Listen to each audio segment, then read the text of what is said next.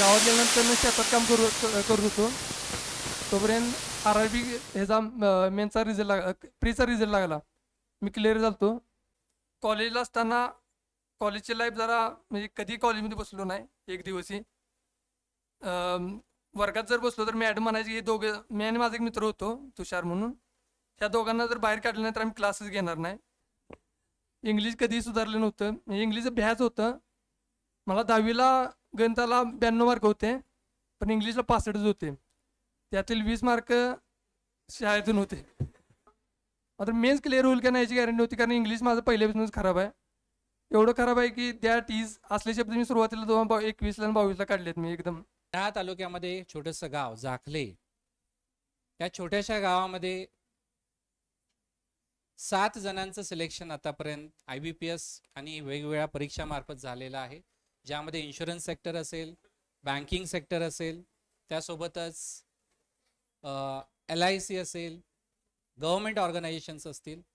यापैकी प्रवीण आपल्यासोबत आलेला आहे. प्रवीणचं सिलेक्शन, प्रवीण हुजरे, प्रवीणचं सिलेक्शन, फायनल सिलेक्शन SBI मध्ये ॲज अ ज्युनियर असोसिएट झालेलं आहे. याबद्दल त्याचं हार्दिक अभिनंदन. प्रवीणचं रिझर्व्ह लिस्टला देखील नाव आहे आणि ग्रामीण बँकेच्या ऑफिसरच्या रिझर्व्ह लिस्टला नाव आहे.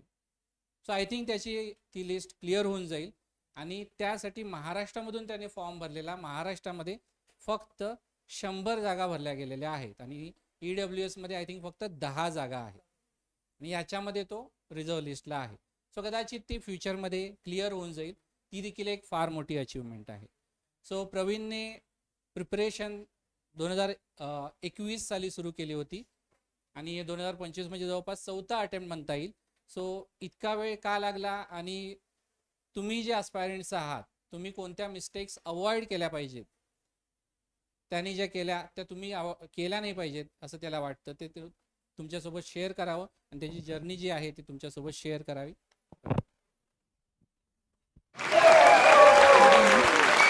माझं नाव प्रवीण बाळासाहेब हुजरे, मी जाकले गावातून येतो. माझे प्राथमिक शिक्षण गावी झाले. कॉलेजसाठी वारणा कॉलेजवर गेलेलो. 10वीपर्यंत गणित चांगले होते, पण इंग्लिश एकदम कमी होते. कॉलेजला असताना 12वीपर्यंत सायन्स केले. पुन्हा निपुणदाचे 2018ला क्लास लावलेले. इथून निपुणदाच्या मी बघितलेले MPचा एक आमचा भाऊ होता आणि निपुणदा बँकिंगकडे गेलेला. मग बँकिंगचे रिझल्ट पण फास्ट होते आणि जॉईनिंग वगैरे प्रोसेस फास्ट होती. त्यामुळे त्या मार्गदर्शनाखाली मग बँकिंग करायचं 12वीचं ठरलेलं. त्यामुळे ग्रॅज्युएशन फक्त कंप्लीट करायचं हा मी निर्णय घेतलेला. कॉलेजला असताना कॉलेजची लाईफ जरा म्हणजे कधी कॉलेजमध्ये बसलो नाही एक दिवसही. वर्गात जर बसलो तर मॅडम म्हणायची की दोघं, मी आणि माझा एक मित्र होतो तुषार म्हणून, ह्या दोघांना जर बाहेर काढलं नाही तर आम्ही क्लासेस घेणार नाही. आम्ही बॅगाच घेऊन सरळ बाहेर जायचो. कधी मग प्रॅक्टिकल चेक करायला गेलो तर सर म्हणायचे की तुमचे प्रॅक्टिकल चेकच करणार नाही, प्रिन्सिपलला घेऊन या नाही कुणाला घेऊन या. आम्ही कधी प्रॅक्टिकल वर्षभर चेकच केलं नाही. फायनल प्रॅक्टिकलच्या आदल्या दिवशी सरांच्या जवळ जाऊन साईन वगैरे घ्यायचो. कॉलेजची लाईफ अशीच गेली. इंग्लिश कधीही सुधारलं नव्हतं. म्हणजे इंग्लिश भ्याच होतं. मला 10वीला गणिताला 92 मार्क होते, पण इंग्लिशला 65 होते. त्यातील 20 मार्क शाळेतून होते. त्यामुळे इंग्लिशची भीती कायमचीच होती. ग्रॅज्युएशन कोरोनाच्या काळात पूर्ण झाले. पुन्हा मग बँकिंगकडे क्लास लावायला ठरवलो. निपुणदा म्हणला की फ्युचर प्रो चांगला क्लास आहे कोल्हापुरामध्ये. मग आम्ही फ्युचर प्रो 15 नोव्हेंबर 2021ला क्लास लावला. मग मधल्या काळात कोरोना आल्यामुळे 3 महिने क्लास बंद होता आणि ऑनलाईन पद्धतीने क्लास चालू होता. मग 6-7 महिने लागले क्लासला. मे महिन्यात 2022च्या क्लास संपला आमचा. तिथून पहिलाच माझा पेपर होता RBI असिस्टंट. कधी मॉक दिलं नाही मी, म्हणजे मॉकला इथं अभ्यासाला वगैरे यायचो, मात्र सिनियर्सनी बघून जरा घाबरत होतो. मॉकला कधी गेलोच नाही मॉक रूममध्ये. पहिल्याच पेपरला गेलो. विजय मी सोबतच होतो पेपरला. पेपर सगळा अटेम्प्ट केला आणि पुन्हा अटेम्प्ट कळालं की मी जेवढे अटेम्प्ट केलेत त्या परत सेव्ह करायचं मी राहिलेलो. म्हणजे किती 15-16 फक्त सेव्ह होते. विजयाला बाहेरून सांगितलं कुणाला सांगू नकोस तू, नाहीतर म्हणलो मोठी फजिती होईल तिथे. मी सेव्हच करायचं राहिलो, मॉकच कधी दिलं नाही, त्यामुळे सेव्ह आणि नेक्स्ट हे ऑप्शन मी मला कळालंच नाही तरी. नुसतं सोडवत गेलो क्लिक करत गेलो. पुन्हा त्या वर्षी मग IBPS POची मेन्स निघाली 2022ला पहिलीच. एकदम जाम खुश झालतो. मात्र मेनची काही तयारीच नाही. त्यानंतर SBI क्लर्कची पण मेन्स निघाली 2022ला. त्यानंतर IBPS POचा रिझल्ट लागला. कॉन्टला मी 4 सोडवलेले आहेत. मग रिझल्टला 0 मार्क. मला वाटतं मायनस करायचे ते फक्त राहिलेले आहेत. पुन्हा त्यानंतर ना 2023ला सकट माझे 3 मेन्स निघालेले आहेत. 24ला सकट 3 मेन्स निघालेले आहेत. आणि 2025ला माझी 4 मेन्स क्लिअर केली मी. यावेळी IBPS क्लर्कला 1600 जागा होत्या. मला होप होती की म्हणलो IBPS क्लिअर यावेळी जागा जास्त असल्यामुळे क्लिअर करीन म्हणलो. परंतु प्रिलिमचा रिझल्ट 20 नोव्हेंबरला लागला. 21 नोव्हेंबर माझी SBI क्लर्कची मेन्स होती आणि 20 नोव्हेंबरला सायंकाळी रिझल्ट लागला. मी माझे मार्क बघितलेत, म्हणजे रिझल्ट बघितला, रिझल्ट क्लिअर झाला नव्हता. मी एकदम घाबरलो आणि जरा निराश पण झालो. पुन्हा कळालं की इंग्लिशचा सेक्शनलच राहिलेला माझा, म्हणजे कॉन्ट रिजनिंगला चांगले मार्क असून सगळं इंग्लिशचा सेक्शनल राहिल्यामुळे माझी प्री क्लिअर झाली नाही. ते किती 78 मार्क होते ऑल ओव्हर, मात्र इंग्लिशला किती 13-14 मार्क पडलेले मला, त्यामुळे क्लिअर झालं नाही. आणि दुसऱ्याच दिवशी माझी SBI क्लर्कची मेन्स होती.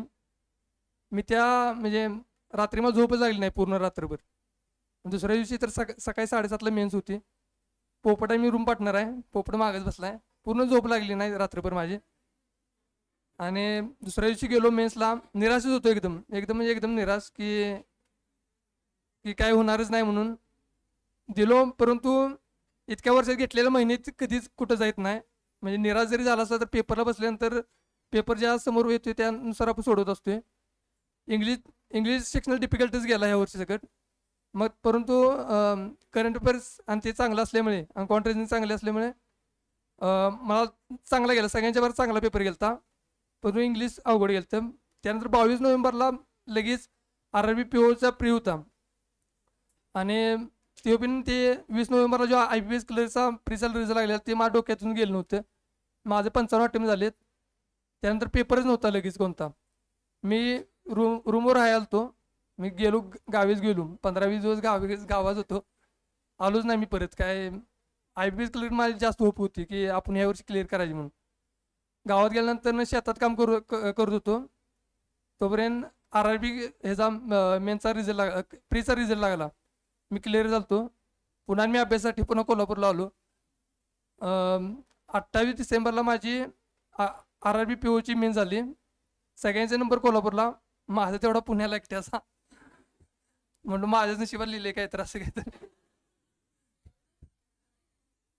मी गेलो पुण्याला, पेपरही चांगला गेला माझा. आता मेन्स क्लिअर होईल का नाही याची गॅरंटी होती, कारण इंग्लिश माझं पहिल्यापासूनच खराब आहे. एवढं खराब आहे की दॅट इज असले शब्द मी सुरुवातीला 2021ला आणि 22ला काढलेत मी एकदम. मी RRBचं 3 वर्षात RRB क्लर्कच्या तिन्ही प्री का नाही सर पास झालो RRB क्लर्कच्या. मग त्याला इंग्लिश नसतो, मात्र कट ऑफ त्याचा 72-73 लागतोय.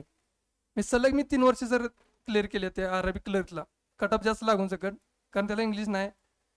मात्र दुसरीकडे IBPS क्लर्कला वगैरे इंग्लिशमध्ये मी कट ऑफ निघत नसल्यामुळे फेल व्हायचो मी.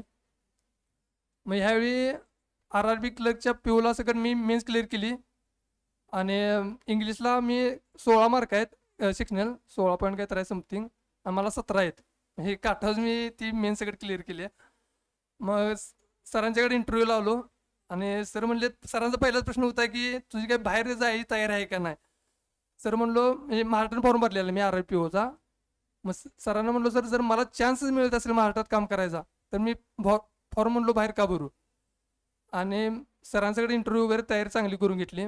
मला इंटरव्ह्यूला 72 मार्क आहेत सर, आणि 49.45 मला पडले RRB POच्या ऑल ओव्हर सगळे, आणि 50.45चा रिझल्ट लागलेला. सोमवारी रिझल्ट लागला 23 तारखेला, आणि मी 1 मार्कात राहिलेलो. मग मी निराश झालो, म्हणलो 1 मार्कात, आणि लीड 26 मार्काची होती मेन्सला मला. मग निराश झालो, 4 दिवसात मग थांबलेलो. मग 27लाच मी बॅग वगैरे पॅक करून पुन्हा सर अभ्यासाला होतो रूमवरच. सकाळी आलो, पुन्हा लायब्ररीत गेलो दुपारी, आणि जेवून मी पोपट म्हणलो गेलो रूमवर, आणि रिझल्ट लागला. मी बॅग खुल्ली सगळं नव्हती सर. रिझल्ट लागल्यानंतर SBIचा मी तशीच बॅग घेऊन घरी गेलो. मी थांबलो सगळं नाही, म्हणतो पास मला आता हे. आणि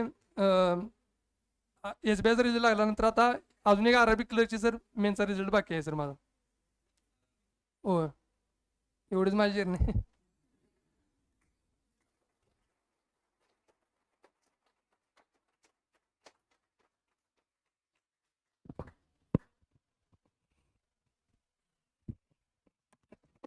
एक सामान्य विद्यार्थी देखील बँकेमध्ये ऑफिसर म्हणून लागू शकतो, क्लर्क म्हणून जॉईन होऊ शकतो, याचं एक एक्झाम्पल तुमच्या समोर आहे. त्याने आपली तुम्हाला कॉलेजची स्टोरी सांगितली. जनरली बऱ्याच मुलांची हीच स्टोरी असते, मुलींची खूप सिन्सिअर असते. पण एक वेळ असं येतो आयुष्यामध्ये ज्यामध्ये ठरवावं लागतं की मला आयुष्यामध्ये काय करायचं आहे. तुम्ही ग्रॅज्युएशनला काय केलं हे मॅटर करत नाही. तुम्ही ग्रॅज्युएशनला सिन्सिअरली क्लास केला का, तुम्ही मार्क्स किती पाडले हे मॅटर करत नाही. पण तो क्षण येणं मात्र आयुष्यामध्ये फार गरजेचं असतं. काही जणांच्या लाईफमध्ये हा क्षण लवकर येतो, काही जणांच्या लाईफमध्ये हा क्षण उशिरा येतो. याच्या गावामध्ये आधी ऑलरेडी काही मुलांचं सिलेक्शन झाल्यामुळं, खास करून निपुणचं, त्याला तो त्याच्या आयुष्यामध्ये लवकर क्षण आला. आणि ज्यावेळी खेडेगावातली मुलं प्रिपरेशन सुरू करतात, त्यावेळी खास करून बँकिंगचं प्रिपरेशन सुरू करतात, त्यावेळी त्यांच्यासमोर एक मोठा राक्षस उभा राहतो. कोणता? इंग्लिशचा. पण इंग्लिश तुम्हाला जमत नाही म्हणून तुम्ही अभ्यास करणार नाही, किंवा म्हणून हा तुम्ही मार्ग बाजूला सारून दुसरीकडे जाणार, हे तर सोल्युशन नाही आहे त्याच्यावर. त्याला तुम्ही 2 हात केले पाहिजे. प्रवीणने सांगितलं की त्याला सुरुवातीला दॅट, देअर याचे मिनिंग बघितलेले आहे. मी देखील अक्षरशः त्यावेळी नोटबुक चेक करायचो मुलांच्या, बघितलेले आहेत मी हे. फक्त माझं म्हणणं हे होतं की तुम्ही जे शब्द लिहून काढताय ते लिहून काढा, जे तुम्हाला येत नाहीत ते लिहून काढा. हळूहळू इम्प्रूव्हमेंट होत जाईल.